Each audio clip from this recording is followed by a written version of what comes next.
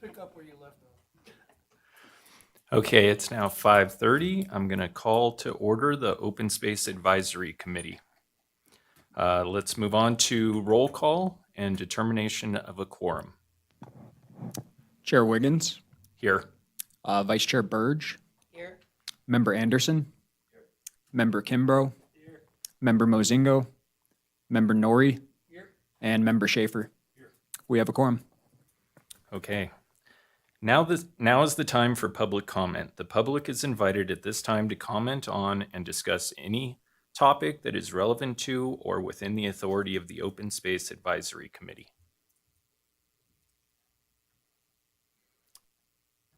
I am not seeing any public comment at this time, so we will move on to item number 4. For possible action, approval of the minutes from our last meeting with the Parks and Rec Commission.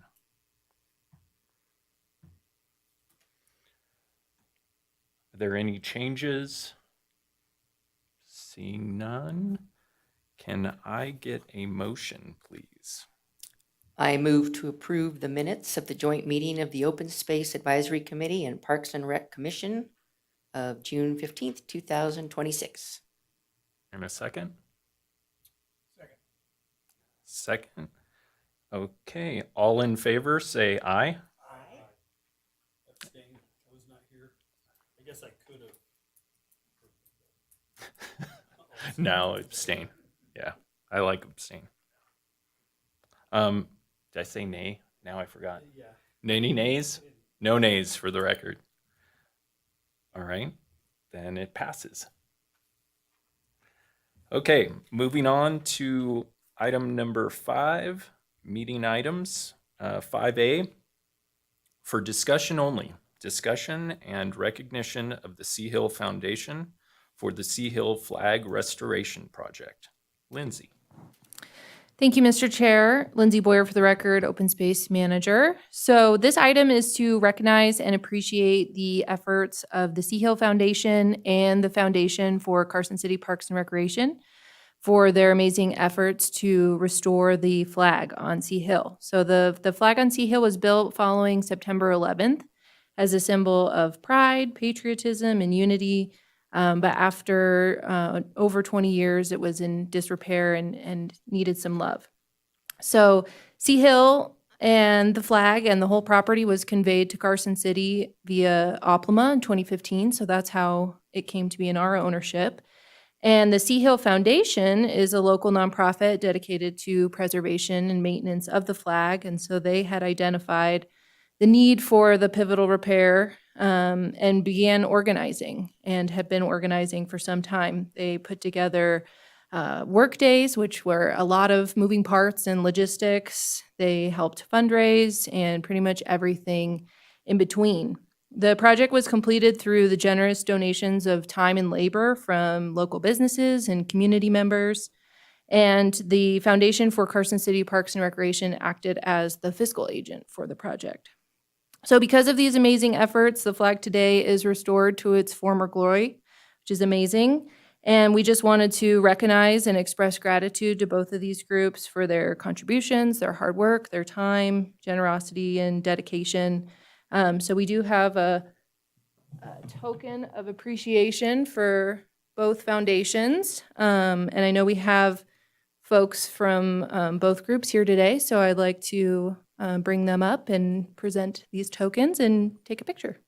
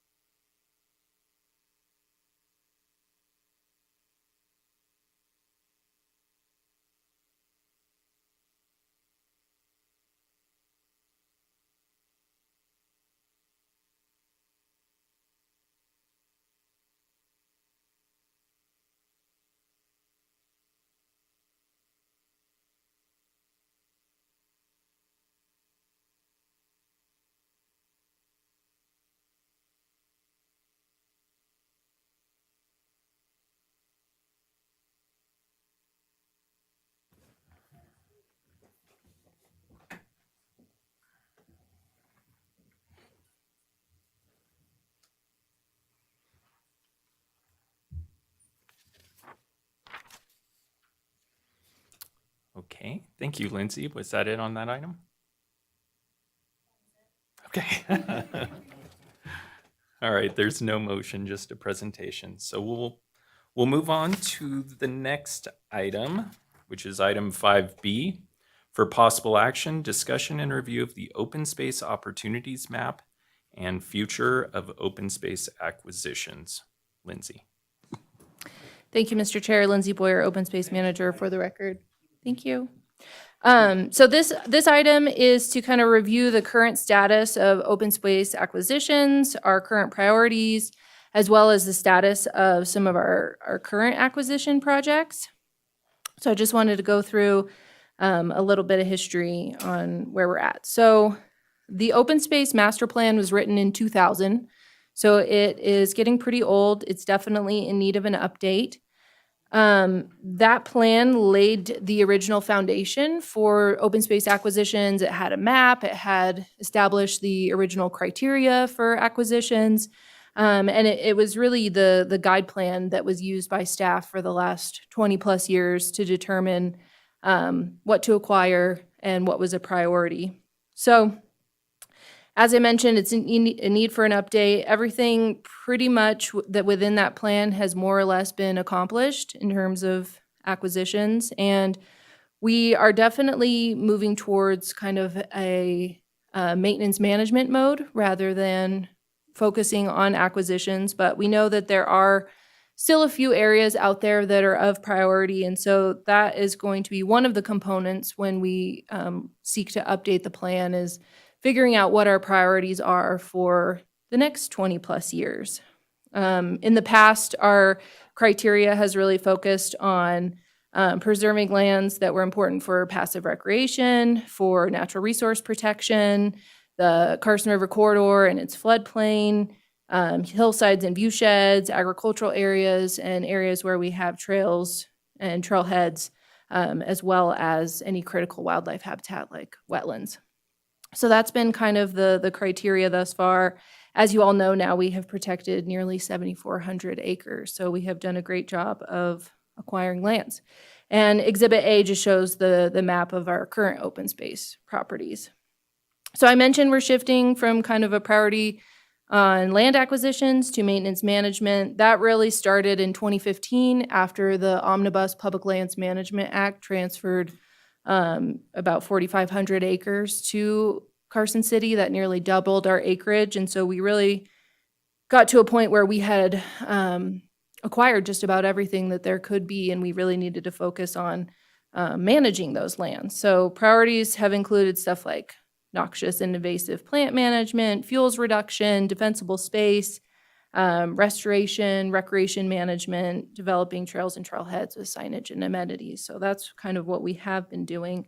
But like I mentioned, there are still a few properties within Carson City that staff have identified as a priority for acquisition if they ever became available. So in your packet, I included a couple other resources. One of them is the Open Space Evaluation Assessment, Exhibit B.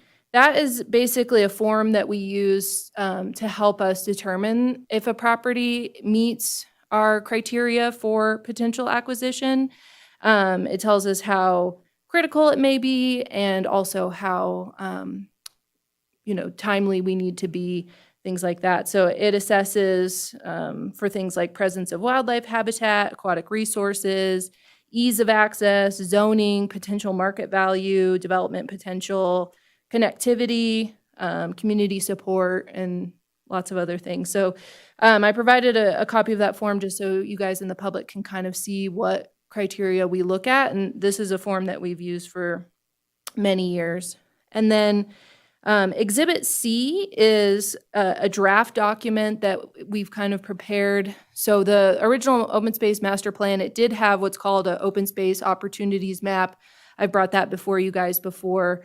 That was kind of a very broad, any open land, open parcel within Carson City that could even potentially be of interest by the program. Exhibit C is a map that kind of narrows it down to those few remaining parcels that we really have our eyes on. And some of the criteria that we're kind of focusing on now that are important is, again, anything that's left on the Carson River corridor. There is a couple parcels that if they were to come up would be of interest because of floodplain protection and just the connectivity of the whole river corridor. There's also a couple key parcels that would be important for trail connectivity. There's a few things on Prison Hill that are owned by the state of Nevada that would be critical for us. And there's a few parcels on the west side that would also be of interest. So this is a draft document. Like I said, it's really the job of updating the master plan for us as a group with the committee and the public to figure out what those remaining priorities are. But this gives you a sense of kind of those few pieces that staff are still keeping our eyes on, that if they were to ever come up, similar to like the Ash Canyon parcel, we knew that that one was on our radar. So wanted to kind of bring that before you all, just so you understand kind of the criteria that we're looking at and the few remaining parcels that are on our radar. We're just kind of beginning the process of updating the master plan for the department. And so, like I said, identifying those priorities will be a component of that plan, among other things. In terms of just our current acquisitions and their status, the Buzzy's Ranch water rights, we to date have acquired approximately 1,200 acre feet of water rights for Buzzy's Ranch. That represents about 69% of the total amount of water that we need. So we do have one more chunk that we're looking to acquire. We have funding from the Southern Nevada Public Lands Management Act, so we are working through the grant process to be able to ultimately get an appraisal started and acquire that remaining chunk. There may be a small portion out of that chunk that's funded through quality of life. It just depends on what SNPLMA ultimately authorizes based on our studies that we've been doing. So that one is definitely in progress. The Ash Canyon acquisition, I think last time I was here, I had let you guys know that we were awarded that grant, which is great. We were awarded $1.2 million from Conserve Nevada to fund that acquisition in Ash Canyon, adjacent to Ash Creek. So we're very excited about this. We're working with Nevada Land Trust as our partner, and the appraisal process for that property has been started. So we'll keep you guys updated there. And then the Old Woods Ranch conservation easement, which has been brought before you guys many times before. This is also a project in conjunction with Nevada Land Trust. So the appraisal process for that has been started as well. I had heard that it was going to be completed by the end of July, but I have not heard any updates, so it may still be in progress. But that's the kind of next key piece to be able to take that to the next steps, which would be the Board of Supervisors. So that's kind of where we're at and where we're headed. With that, I would love to answer any questions. Thank you. Thanks, Lindsay. Thanks for putting those updates in there as well. So does anyone on the committee have any questions, comments? I know previously in discussion about this, Mark had brought up like the priority level. Is this order kind of that, symbolize that priority level? And then as a second question on the end, how do you track like the availability of the properties? Do you guys feel like you're pretty attuned to it? Because looking at the list, I know of a few that are on the market, but they're down. I don't know if I'm allowed to say which ones, but I'm sure you know. My assumption is always that you know, because you guys know everything. But No, great question. Lindsay Boyer for the record. So your first question, are the numbers the current ranking? No, those are, this map was created a little bit ago, so those just are kind of how the numbers shook out. I do remember that comment from Mark. I think that's a great suggestion. I think when we do the master plan update, that's probably what the map would look like, is something like this that also then, kind of assigns a ranking. Maybe there would be categories of like high, medium, low or something, but these all also represent kind of all high to medium. So we'll have to think about how to approach that. At this point, we don't have any of like the super low priority stuff on here because we really want to focus on what's most critical. To answer your second question, we don't always know. We don't always know everything. So if there's something that you're seeing, I always welcome you sending that information to us. I have seen, I think, at least one from driving by. So that was one that was recently on my radar, something on the west side. But yeah, we would love to be let know if there's things that we're not aware of. A lot of times people will approach us, the sellers, but a lot of times they won't, or in other cases, they'll approach partners like Nevada Land Trust. So we hear about it lots of different ways. Yeah. Yeah, thank you. I have a couple of just comments or questions, really. On that, the 21, 22, those, they're off of Curry? Is that off of Curry area? West side of Carson Street, but fairly close, Yeah, it's off of Curry near Sea Hill. right? How are those determined? It looks like they're privately held currently right now. And that's, they're showing as acquisition considerations, but what would be the trigger for that? If the owner came to us and said, hey, we're ready to sell it to you, we would consider it more strongly, or we've made foyers to the owner to say, we're interested in buying your property? Yeah, that's a great question. So typically we have waited for someone to come to us. We haven't been in the business of like reaching out to people to say, you know, we'd like to purchase this. There has been times where we've expressed interest if something ever came up for them, if they were interested in selling in the future, to consider us.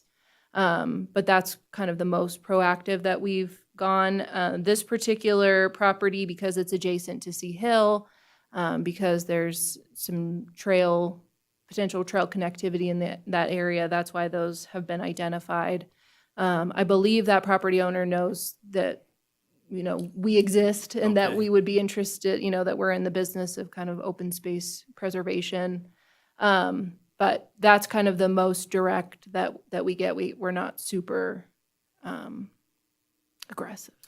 This map doesn't have in any way any sway with regard to if a developer were to come in, look at some of these properties that we have identified, and want to put together a tentative map for some sort of development. I mean, in my business, I know that there are a lot of people kicking dirt around Carson City, all over, and it's just starting to do this. So where it might not have been feasible financially to develop on hillsides, it's getting more and more feasible to do so. I think this property down here in this area, I think that's been probably mapped for some sort of different kind of development multiple times. And I'm just curious, did it land on our map because it was close? Is the topography steep just in that part of it, or are these like full parcels that it's mapped because it's like the full parcel, even though maybe there might be a part of it down below that could be, you know, a housing development, but maybe it just didn't pencil 10 years ago? Yeah, great questions. So right now, this is just a draft, just kind of for discussion.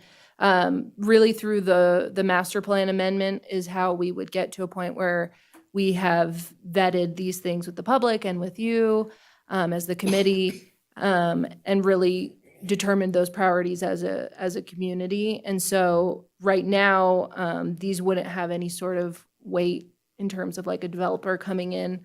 It wouldn't be a planning commission would say, oh no, you've got to overcome some open space. Right, not Wish. at this time, but a lot of these parcels do fall into like the hillside protection zone and other things that are in place, and so those would trigger first. And then I think another one of your questions, you know, at this point, we've just identified the entire parcel. Gotcha. Haven't really looked at if there's ability to like carve that up More delta, at all. but that wouldn't be Yeah. on us to develop anyway. But it's probably good information to have because maybe, you know, on a property, the upside is difficult and impossible. Maybe there could be a relationship. on the south side of Prison Hill area where there's all that state land, that's just labeled as state land. Is there no parcels down there that we have any interest in acquiring for connectivity of the trail, or do we already have enough of that property? Is there a desire to connect the Prison Hill Trail? Is that the master plan for the trail? I've heard about it in the community, but I'm not sure we've really talked about it here. Yeah, Lindsay Boyer for the record. I'm sure Greg would love to tell you all about his plans for the trail.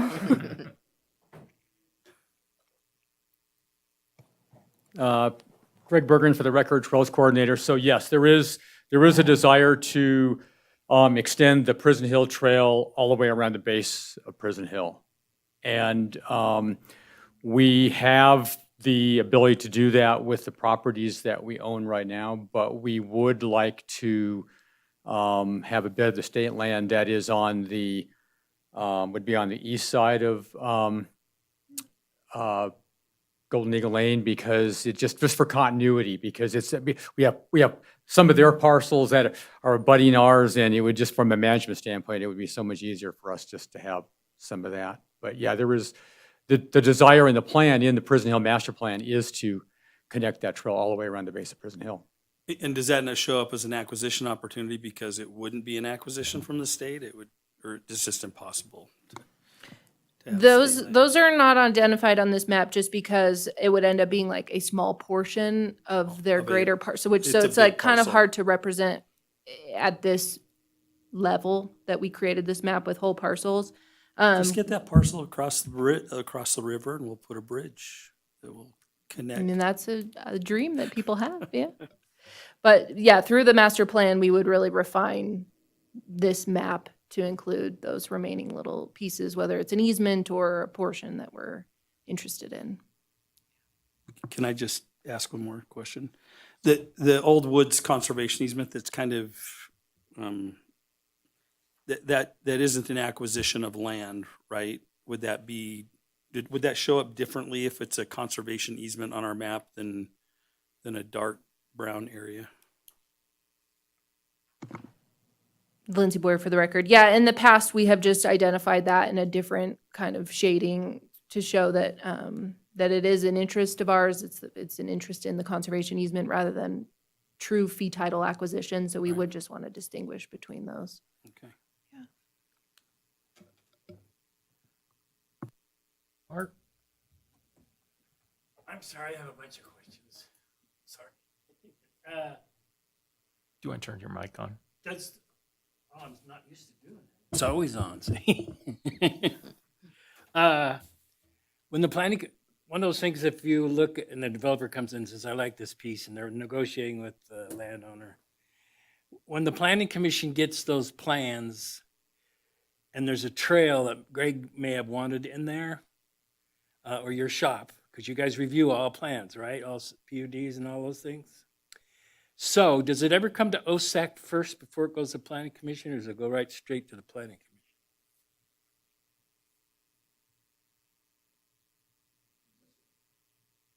commission?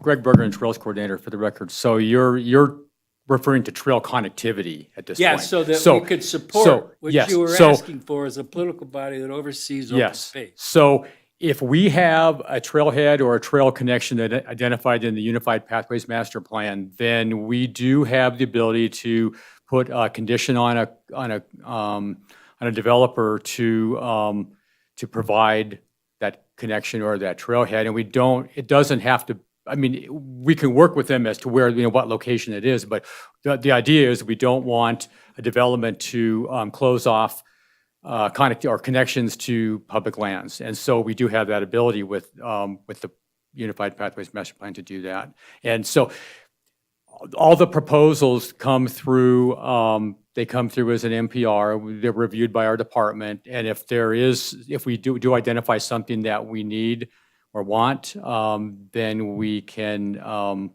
work through that process to have a condition placed on it. Well, I was trying to see if you can get it to OSAC or not before it ends up in the planning commission, because as an example, that trail controversy thing, that the trail became a road, we had no input to that. zero, zip, nada, and they had a total misunderstanding of what those terms meant, which I wanted to have us know and understand what that meant. So if it comes to OSAC first, we can discuss these issues, at least give you a stamp of approval, or I don't see any negativity, but you always never hope for that. So can that happen is what I'm asking. Again, Greg Berger and Trails Coordinator for the record. Sometimes it's a matter of timing because the MPRs come in typically with a pretty short window. And I mean, sometimes a big project will go on in the planning process for years, but some of the smaller projects can be a pretty short window, and OSAC meetings, are every 2 months. So it's not really designed.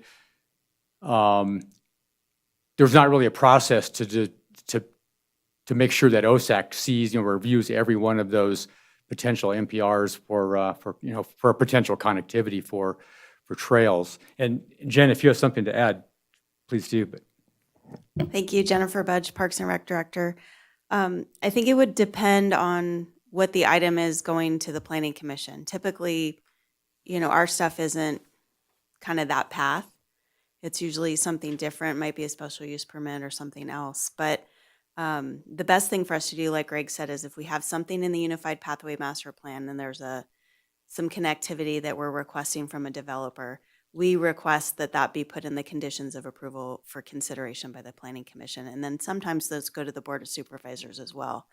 So possibly in between the Planning Commission and the Board of Supervisors is probably where our window would be, because typically it goes pretty quick to get to the Planning Commission.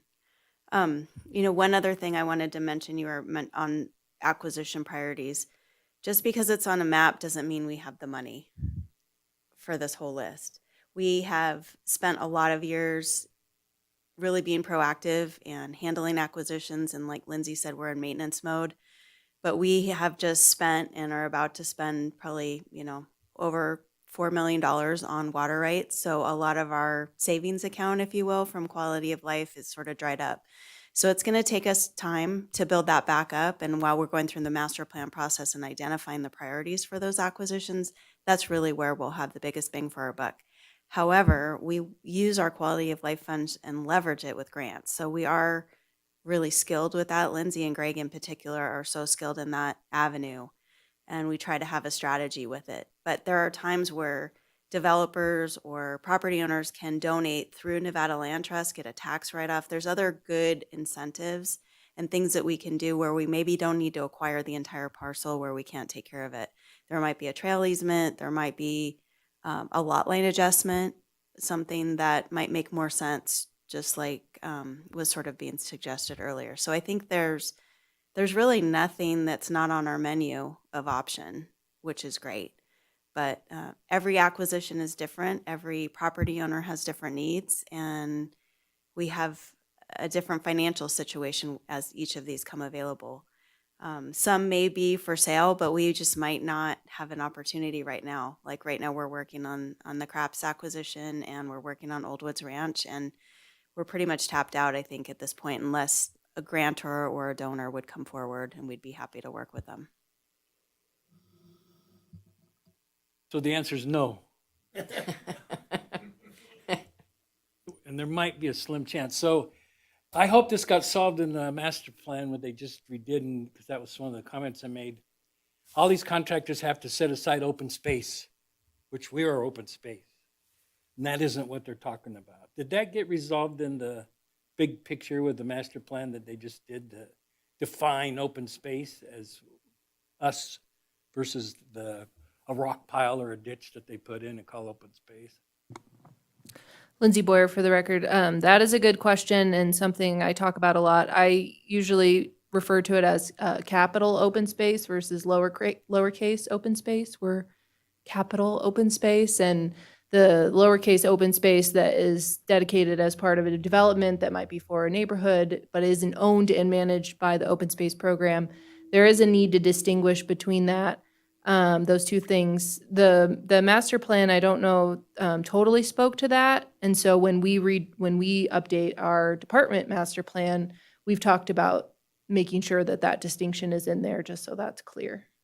So you're clear, hopefully the planning commission is kind of clear, that And that was one of the things we met in your office and with the consultant. And I thought they left with an understanding that that's very confusing to people. And it sounds like it might not have been put in the master plan, I guess, and, to define those two terms better. Jen, do you have a sense of if that was addressed directly? I don't recall it being addressed directly. Jennifer Budge, Parks and Recreation Director. I think it's something we can follow up with the Community Development Director to confirm. But I believe they did address the open space developments, and that's really where we had the conflict, was just the name of the open space development and what the public perceived as what was going on versus what was actually implemented. I can confirm and we could report back if that would be all right. Of course that's all right. Okay. Thank you. I don't want to give you the wrong answer. Oh.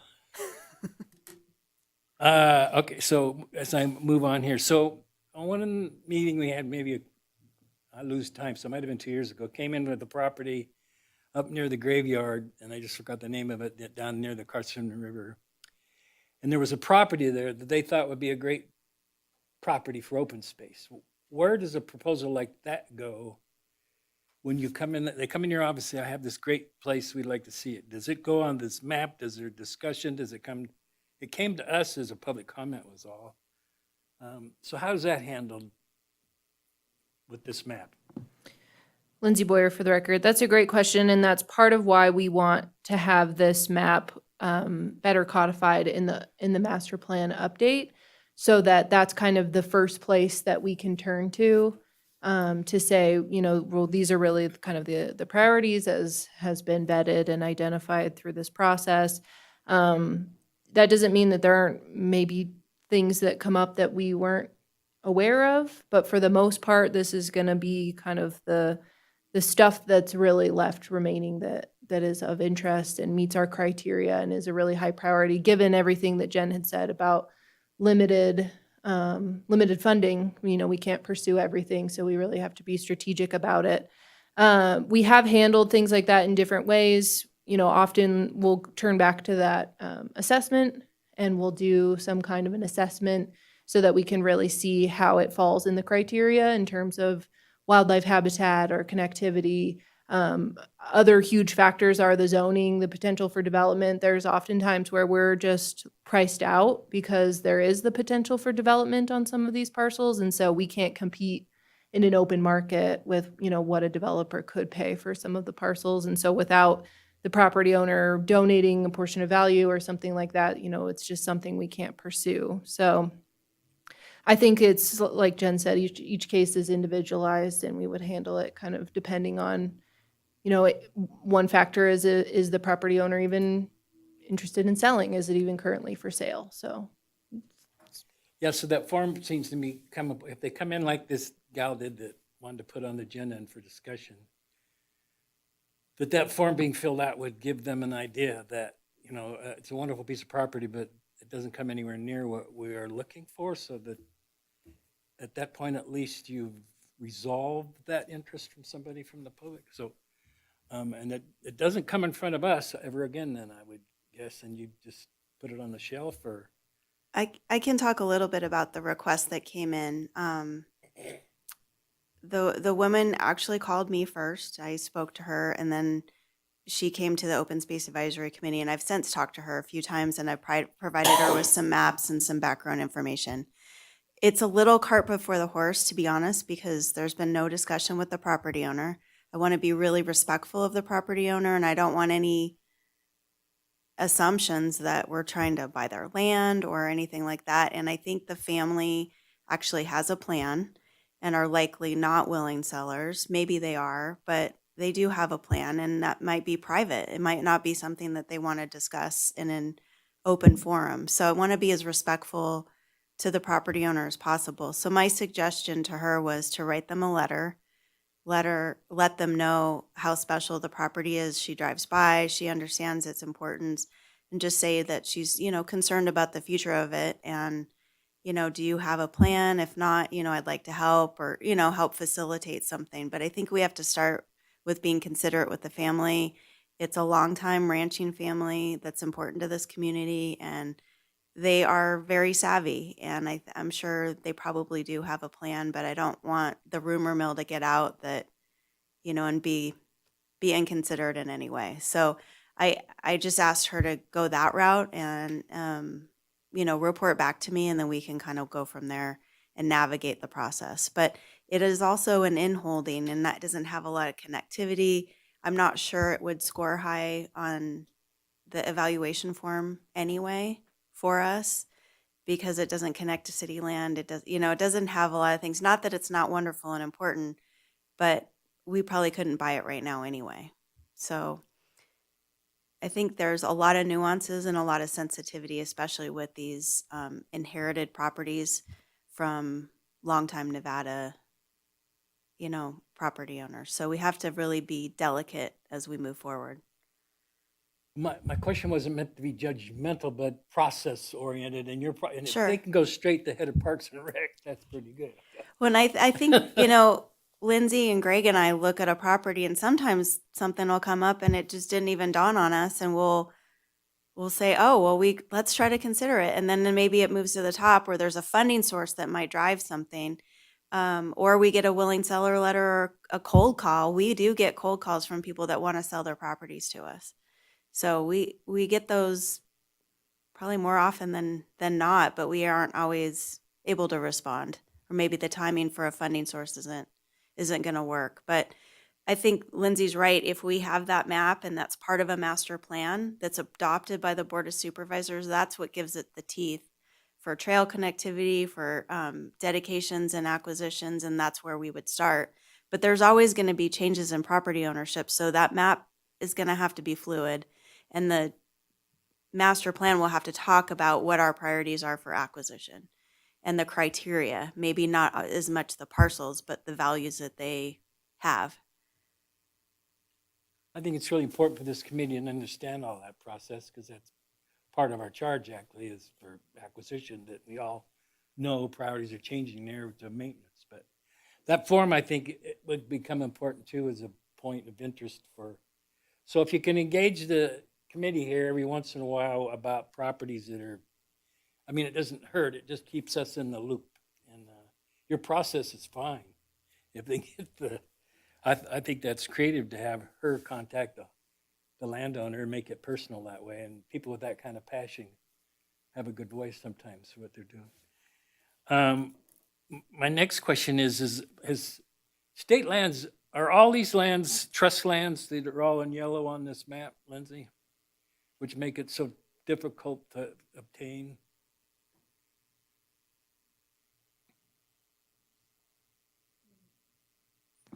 Lindsay Boyer for the record. So they're not all trust lands. not. Some on the west side are, but the ones on Prison Hill, I don't believe are. So those would be easier to maybe get some kind of agreement on then, huh? Have you sat down, Greg, with them on their properties for a future, but it'll happen now with the new master plan, huh? To invite state lands in with their land in there that might have opportunities for this program. There definitely have been discussions with state lands. They think they definitely are aware of our interest to resolve some of the things that we talked about, south of Prison Hill, as well as our interest in some of those other parcels. And I think there are some talks. I don't know if Jen, you're able to share about that piece. Thank you, Jennifer Budge, Parks and Recreation Director. There's a million things that the city is working with the state on a multitude of levels, and most of them involve state lands. So most of the conversations are actually between the city manager and the state right now.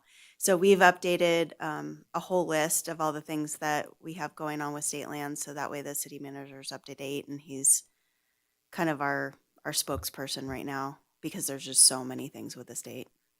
Yeah, 1 million. It's a lot. It's overwhelming. That's a big basket.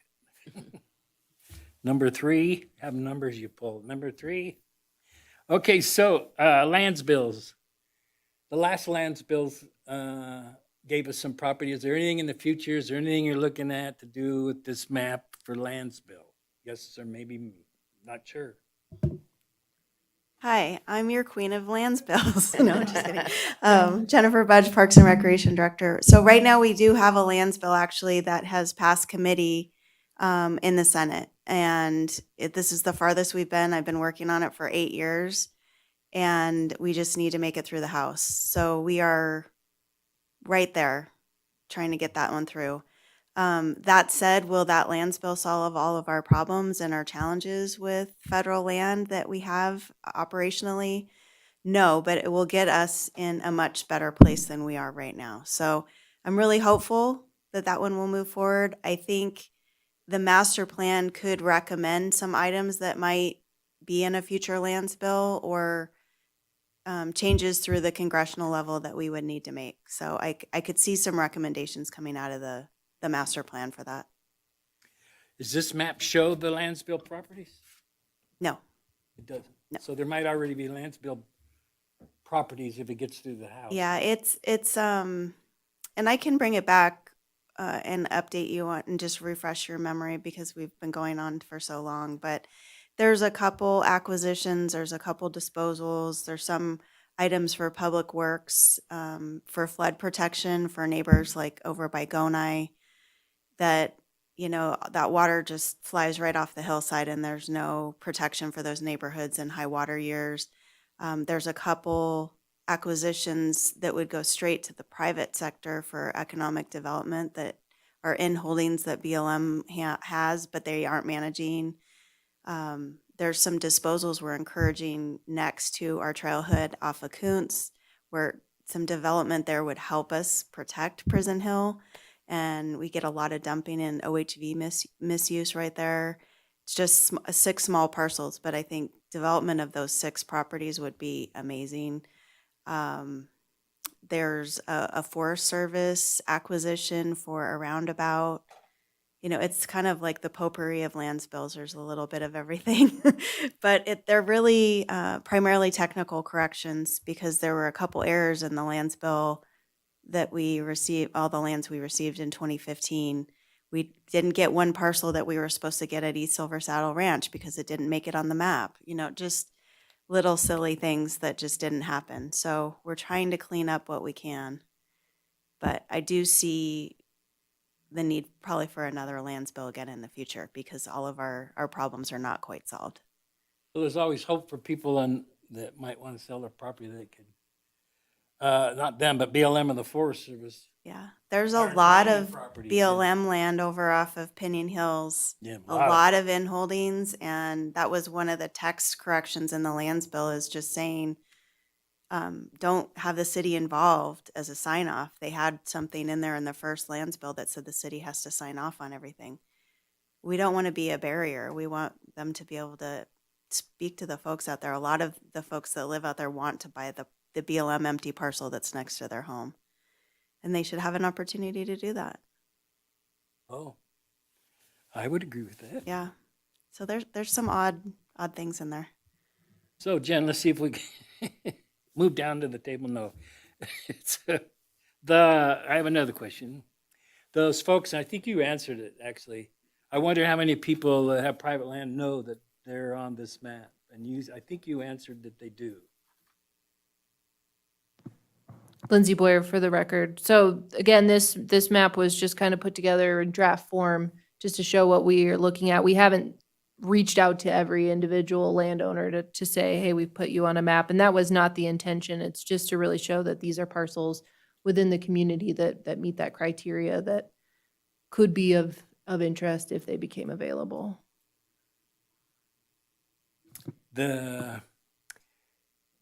Which is terrible for me. I'm colorblind to reds, and so so Parks and Rec and open space are the same color to me.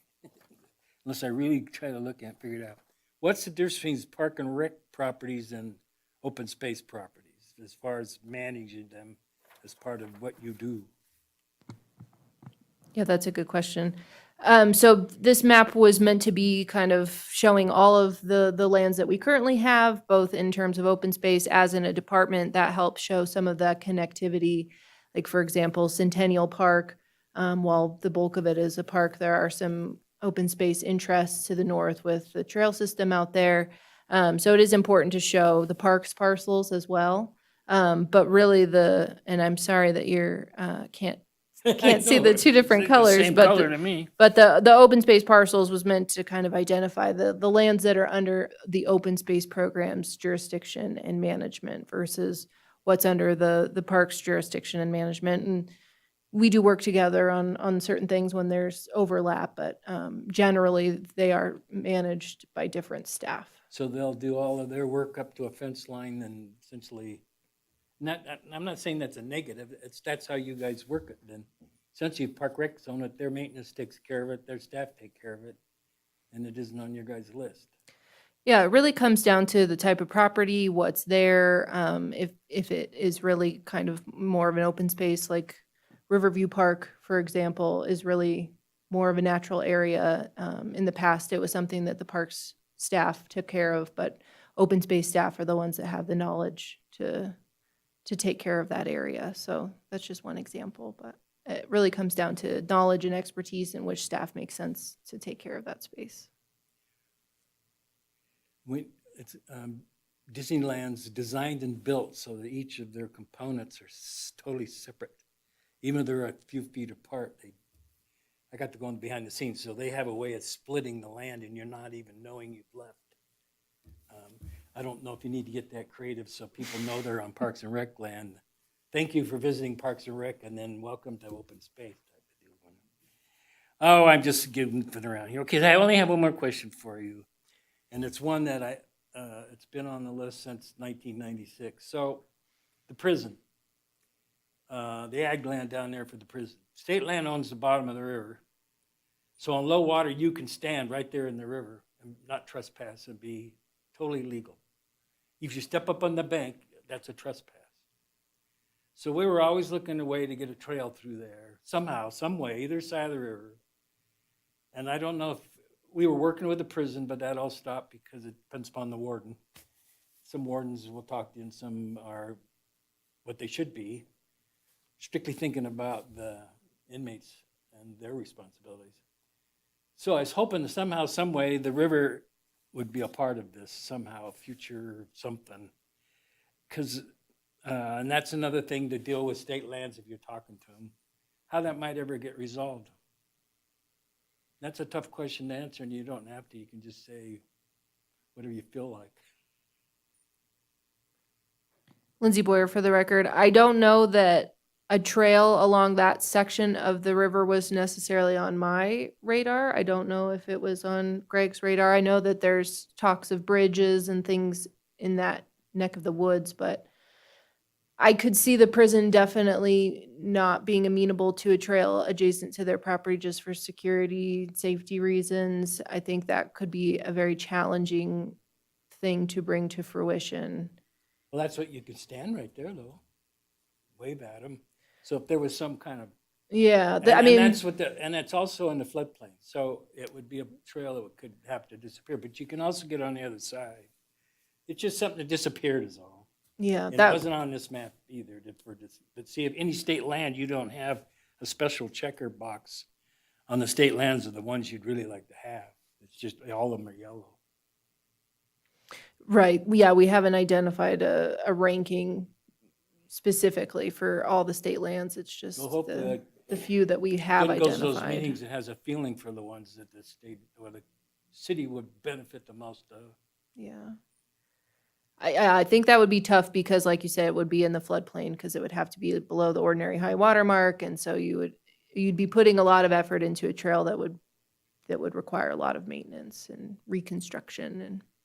But it's good to be aware of that was a We were talking previous about the priority. Tarnahan Bridge even appearing again, originally in '96. So. But somebody was on the committee that lived right there that didn't like that idea. I'm not going to pick anymore. I really glad that you brought this because this is kind of a big deal with our charges. Property's one side of it. And very enlightening, and the map is great, and everything you did is great, and everything that Jen does to support that is great. So thank you for all that, and a nice thorough report, and you answered all the questions. And I'm going to let it go, Jay. Thank you. Okay, thanks, Mark. I hate to do this because Mark's had the floor, and I have one question, maybe two parts, and you can probably answer them yes or no. How many disposals are we seriously considering / trades as part of our group? You could say none, we only acquire, but I guess that's kind of my question. Do we de-acquire things? Are we looking at trading high-value scenic areas for maybe in-town parcels, like near the airport, that are just right next to an airplane?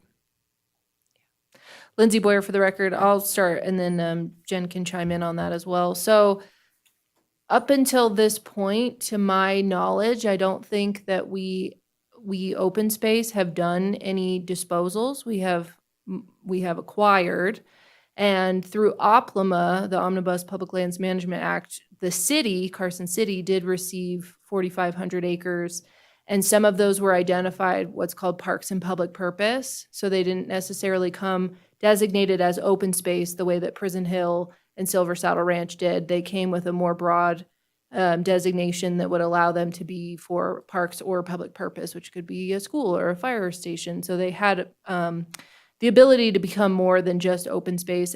And some of those parcels don't have, I think, any plans that have been identified that would fit into that category. And they do represent a management challenge. We have a lot of just illegal dumping and things going on out there that are challenging to manage. And so those may be things that we might consider in the future for some kind of disposal, but it would have to go through a lands bill process, which, as Jen has said, has been pretty lengthy and difficult. So how successful that might be is determined by the process. But for the most part, the open space that we have acquired carefully and thoughtfully using quality of life funds or using grant funds, we're not going to dispose of any of those lands. It's just the few areas that came to the city in general that might not actually end up being used for what they could have been used for. And Jen, I don't know if you have anything else to add to that. Jennifer Budge, Parks and Recreation Director. In the current lands bill, there are a couple disposals. And in my mind, there's definitely some surplus property that Parks maintains that should probably be discussed during the master plan process. And we might have a small surplus list that could be for trade or for sale, or some of our lands we receive like from the state along the freeway. And if we decide that we don't have a purpose for that, they could revert back to the state. You know, some examples like that. A lot of our properties are deed restricted and there's a lot of hoops. Like if, let's say the city didn't want to be in the golf course business and they didn't want the West Course, it reverts back to the Winters family. We have no option for that. It's either a public golf course or it goes back to the Winters family. We would probably never want to do that because we have a lot of reclaimed water storage. There's a lot of other benefit to the community besides the golf course purpose, but there's just some example. But some of the disposals in the lands bill are, we have one parcel on the Carson River that we have no legal access to.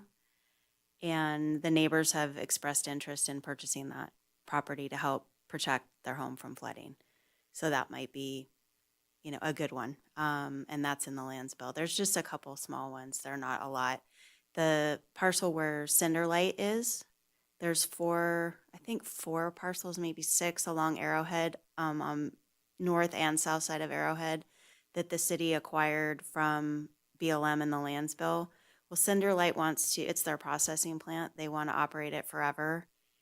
I don't know how we acquired it in the last lands bill, but that'll go back, if it's successful, go back to BLM, and then Cinderlight will just pay their $57 a year or whatever it is to BLM every year. But then it's not, we're just not a, kind of that, they're the tenant and we're the landowner. It just doesn't make sense for that. The remaining parcels will, are in the lands bill to retain, but to be a buffer for the airport because the runway ends right into that. And to protect the neighborhood, we've been talking to the airport for years now about creating just an airport buffer, but we have to do that through a lands bill to call it that. So there's weird little technical corrections like that. But I do see maybe a smattering of surplus properties identified through the master plan process, not just acquisitions. I doubt there's going to be many in the open space realm, but more in parks. Okay, thanks. All right, seeing no, Mary? Yeah, I just have a quick question to clarify about the state lands that are on Prison Hill. Do we know if those are in that hodgepodge of lands that the city manager is discussing with the state?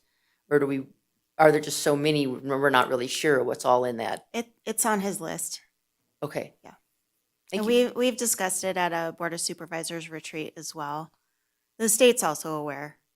They have, I think, some potential plans for a couple of the parcels, not all of the parcels. So as those things move forward, we'll make sure that we're at the table talking to them.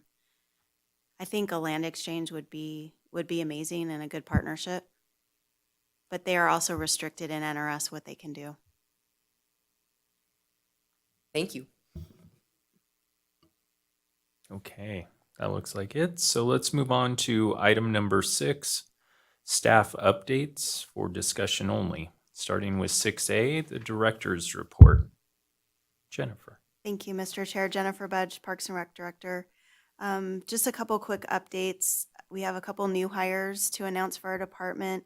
Our park project manager, Nick Wentworth, he is starting his own company, Comstock Landscaping.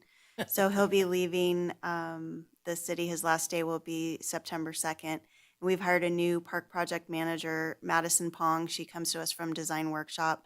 She's already started, so she has a few weeks of overlap with Nick, so they can she can be supported and a good transition for all of the projects that Nick has been managing. So we're excited to have her here. And then our new park ranger, Tristan Lopez, just started last week. Alex Berger, who was working for us, she went to Washoe County, and we actually stole Tristan from Washoe County. So we did a little bit of a swap, which is, we'll call that good, but we do miss Alex. And then I just wanted to announce a promotion. Erin Larson, she was our volunteer coordinator. We've promoted her to community outreach coordinator, so she'll still be over volunteers, but she'll now be over all of our PR and marketing and media type stuff, which we desperately needed help with. So we're really excited about that. I was going to give you an update on the lands bill, but I've already done that. I think we've talked to that one a lot.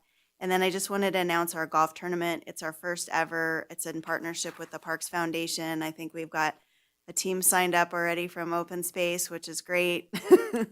But it's October 16th. Yeah. Yeah, he's a different one. Okay. Mark said he's going to sign up a team, so that's great, right? Yeah, I just have to find somebody that shoots scratch golf to be on our team. Oh, it's a scramble. I mean, you know, you're good to go. But it's October 16th, Eagle Valley Golf Course, 9 a.m. If you want to sponsor, if you want to sign up a team, go to carsoncityparks.org. That's the Parks Foundation website.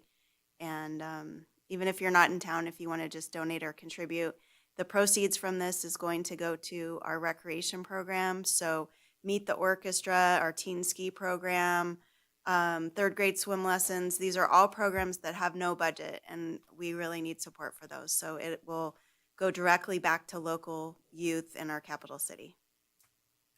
And that's it. Thank you. How much time do you have on the countdown?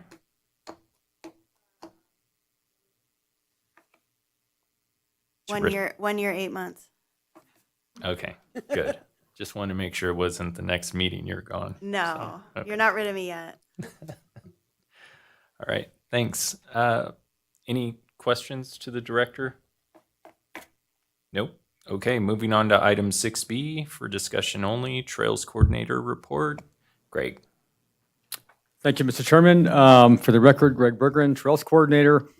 So on July 1st, the American Discovery Trail Relay 250 team departed from the West Coast, and they crossed the Golden Gate Bridge on July 4th, and on July 17th, they ended up on the steps of our Capitol building via the Capitol Tahoe Trail. They were treated to a very nice media event, and the mayor gave a speech. And they were very pleased. So they departed the capital and headed out across Nevada. They made it all the way across Nevada. They've made it all the way across Utah, and they're about to enter Colorado tomorrow. So it's quite a trip, and they will end up on the Atlantic coast in Delaware on Thanksgiving Day. So you're welcome to follow them at the site that's listed here in the update. Okay, e-bike working group. So we have member Burge on that working group, along with a member from PRC and staff from our department, staff from Public Works, and a representative from Muscle Powered. We have a survey online ongoing right now. We already have over 650 respondents. And next Monday, we're having an open house at, it'll be read out here at the entry or the lobby for the theater. So that'll be from 5:30 to 7. We'll have staff on hand just to answer questions for people that want more information about the devices that we're talking about, because it's very confusing. There's so many different devices out there. There's so many different rules and regulations and laws governing where you can and can't ride. And so we expect that there'll be some people with some questions, and we'll be able to help them with that and guide them to hopefully to take the online survey. And then the survey closes September 7th, and then we'll be bringing the results of that to the joint meeting in December. So after we take some time to go through all those responses. Update on Centennial Regional Trails Project. So phase 1, the first 3 miles of that project connecting Centennial Park to Gonai Road. We just signed a contract with a professional trail builder who plans to construct that through the winter this year. So by spring, we should have a new trail in our system. And moving to Sea Hill, the Lincoln Bypass Connector, that's a new trail, 1.2 miles that was just completed. It connects McKay Drive Trailhead with the Lincoln Bypass Trail. It was built entirely by volunteers from Muscle Powered under the leadership of Pete Donges. Did an amazing job, and this is actually the first purpose-built single-track trail built to modern standards for sustainability on Sea Hill. So the next project will be to connect or to do some realignments on the existing social trail that goes up to the sea and to the flag, and so we'll make some good improvements on that. So that will be a much nicer trail than we have right now. We'll probably be starting that this fall. And then moving over to Ambrose, so our staff is actually working on a new trail there. We have connected some old social trails and roads to create a 5-foot wide trail that we plan to make that accessible by bringing in compacted road base to make a nice firm surface. And once that's all done, then we'll be adding some interpretive signs, and it'll be a nice little interpretive loop, and we're really looking forward to seeing those improvements at Ambrose, some much needed improvements for Ambrose. So that'll be happening over the next year or so. We'll be finished with that. The Riverview Park Trailhead. So on the current schedule, if that all holds, then we'll be beginning construction about February for that project. Really looking forward to getting that done. Ash Canyon Trailhead. We still have periodic meetings with Central Federal Lands. That's a federal land access program grant for that. And that project is expected to go out to bid for construction this summer. So another one that we're really looking forward to getting done. And then the last thing I wanted to talk about is the Nazir and Mary Ansari Foundation project. So in 2021, the Ansari Foundation provided funding for 4 interpretive signs and 4 benches along the V&T Trail around Lakeview Hill. And currently they're funding projects to replace some of the old, dated, and worn out interpretive signs in the Silver Saddle Ranch area, and that will also be accompanied by a few new benches. And then most recently, they have proposed a public art project. So open space staff is working with Arts and Culture Supervisor Anna Freeman to, we're working with the donors on trying to determine what that might entail. So we're looking at a highly disturbed site near the Fifth Street trailhead. We want something that would complement the natural and cultural history of the area, something that would be educational, low profile, so it's not visible from afar. We've discussed perhaps including a seasonal component, like something that might indicate the summer and winter solstices, maybe the equinoxes. We don't have a lot of details right now, but we will be bringing that to you for your comments and discussion as we do get some more details and kind of a little bit more of a formal proposal. So we know what we're looking at. And that's all I've gotten. So I will take any questions that you might have. Any questions, comments? Greg, the Ash Canyon Trailhead, that includes the vault toilet in the parking lot? Yeah, good question. So kind of holding true to the way we've been improving trailheads over the last few years, we typically, we try to include a vault toilet, kiosk signage, potentially, well, this one will have like a covered picnic table. We'll have paved parking and then, access to our plethora of trails in the Ash Canyon area. So, something badly needed. Anyone else? Okay. Thanks, Greg. Let's move on to item 6C, and looks like Lindsay is going to present that. Thank you, Mr. Chair. Lindsay Boyer, Open Space Manager for the record. So just a report from our Senior Natural Resource Specialist as well as myself on a few different projects. As mentioned tonight, the Sea Hill Flag project was completed at the end of May. I included a great photo of a bunch of our staff who had done the workday that day. It really was a feat to get that project done. Each of those panels had to be carried in and out, which was very challenging. So kudos to everyone from the community and staff who helped with that tremendous project. For the Carson River Master Plan, I know that there was an update at the last meeting, just kind of where we're at with that project. Right now, we are in the editing phase, which definitely takes some time. Pretty soon, we'll be sending a pretty final draft out to other Carson City departments to kind of weigh in on their components of the plan, as well as the technical experts who helped us throughout the plan process, just to get any final high-level comments that we can incorporate in. We anticipate that kind of the word processing and final finesse will happen in the fall, and we're tentatively planning on bringing it for approval at the joint meeting in December. So that is the plan as of right now. See if we can stay on schedule.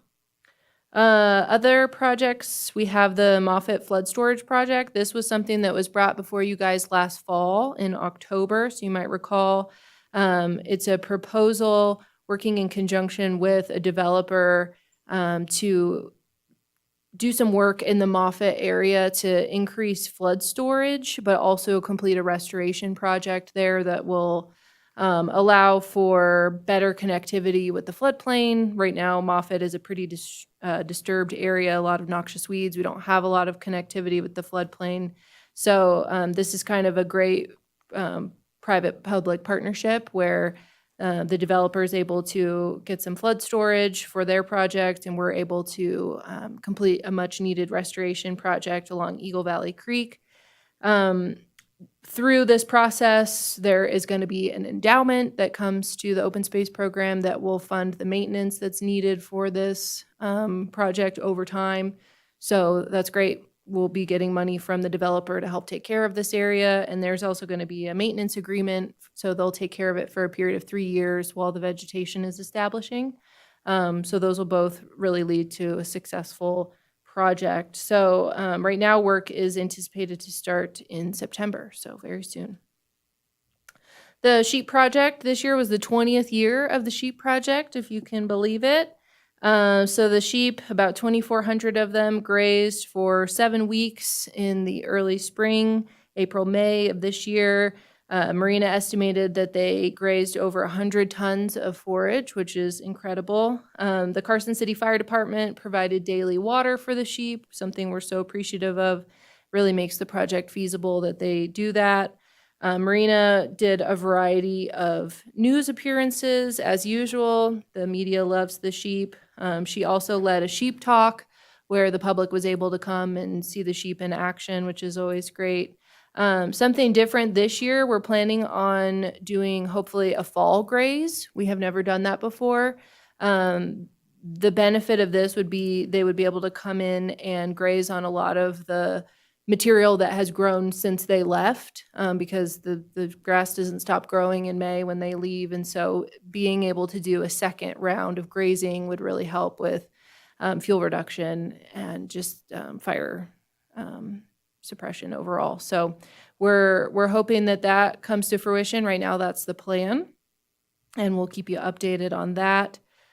The quality of life celebration. So we've talked about how this is the 30th anniversary of the passage of quality of life. We're planning a celebration at Silver Saddle Ranch that I wanted to get on all of your calendars. It will be October 24th from 2 to 5 p.m. We're planning on having music, food, beverages, park ranger programming, maybe some games. So it'll just be a great day to celebrate all things quality of life. So please join us for that. In terms of the natural resource side of things, you can see here that Marina Lovejoy and Travis Navarro have been super busy, doing a million different things. Natural resource monitoring is a big component of what they do because we really need to evaluate impacts from fires, from noxious weed treatments. We need to be able to compare and contrast over time how successful projects have been.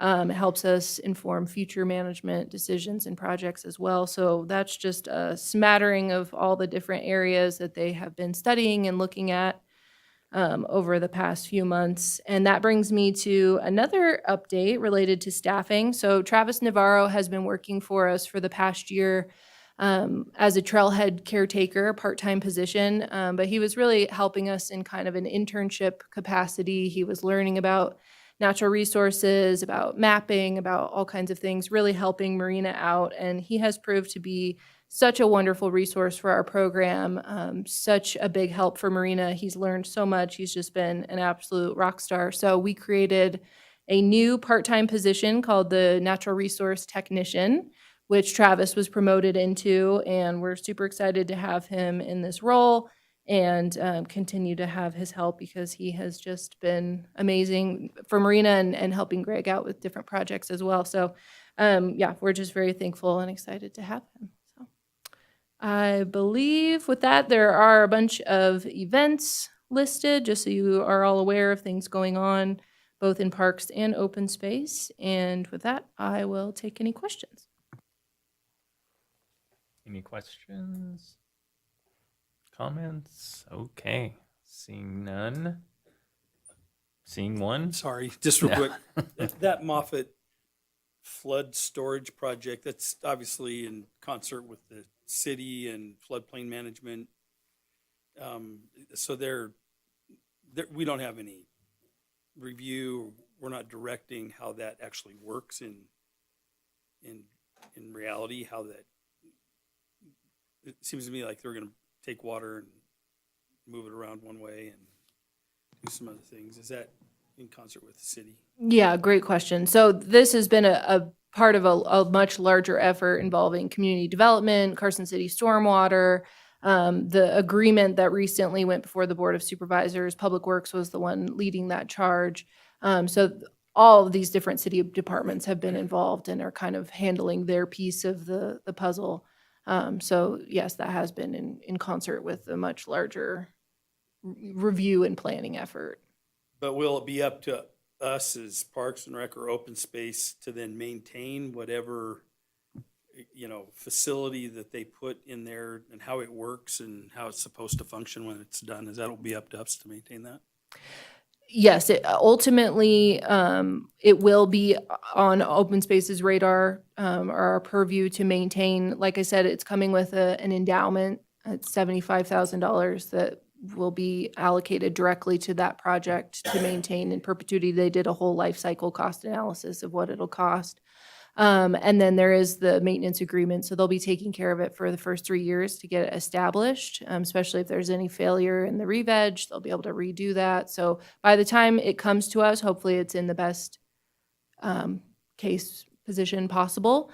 And then, ultimately, that life cycle cost analysis kind of spelled out, how often you might need to dredge out material and things like that. So we have a sense of what the maintenance responsibilities are going to be.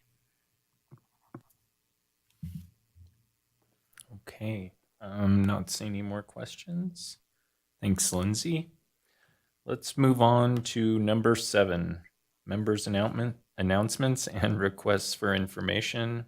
7A, update from Foundation for Carson City Parks Recreation Liaison. Not quite seeing them here. There's a written report that you were provided. Oh, okay. Well, without reading this into the record, I'll just highlight some of the items on here. And they were part of the 2026 Carson City Downtown Revival Car Show, and proceeds benefited this FCCPR. Pay It Forward Project donates to the FCCPR. Official opening of the Mills Park Pickleball Courts. Lone Mountain Headstone Project, and the golf tournament is mentioned here as well. And I can attend that now. I checked my schedule today. And that is about it, other than some upcoming dates for items. September 26th, the Bee City USA, number 76. Is that your thing, Lindsay? Okay. And then October 16th, the golf. So that's the highlights from their report. Well, I'm not going to ask for questions or comments because I don't want to answer them. So we will move on to item 8.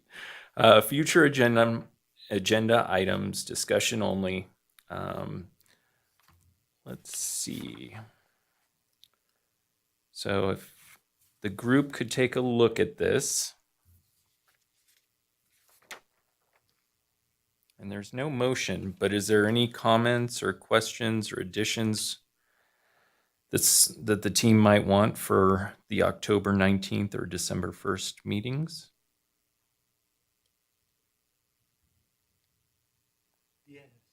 Yes? I guess we might need to do at this meeting is decide who is going to send the notice out for the awards and pick who's going to set that all up. So we need to have something to make sure that happens in October. Mark, you did it last time, right? Yes, Can I help you do that this time, or rather you help me do that this time? That would be wonderful. All right. Okay, perfect. Okay, sounds good. Any other items to discuss? I want to say one thing I didn't get to say. Jen, the Parks Foundation is just really up their game big time. And I know you're a part of that. I love seeing that. They're functioning very much like a park foundation and really doing a nice job and getting some really cool things done in the community. So I don't know how to thank them for that, but you can take that message that I'm extremely pleased with what's going on. I'd be happy to. Yeah, they have supported us more now than they ever have, and it's so appreciated. Okay. Thanks. Okay, item 9, public comment. I am not seeing any public. Oh, Jen. Sorry, Jennifer Budge, Parks and Rec Director. I forgot to mention something in my report, so I'm going to put it under public comment real quick. Okay. I know a lot of you are following the Centennial Park bike park project. We have an item tomorrow night at the Parks and Rec Commission meeting. We have a draft memorandum of understanding about the project between the city and Muscle Power to implement that. So if anyone wanted to come attend, you're more than welcome, but I just wanted to make sure that you knew about that. Okay, thanks. Any other public comment? Anyone want to go down there? Step away? No? Okay. All right, so one last item. Motion to adjourn. Done.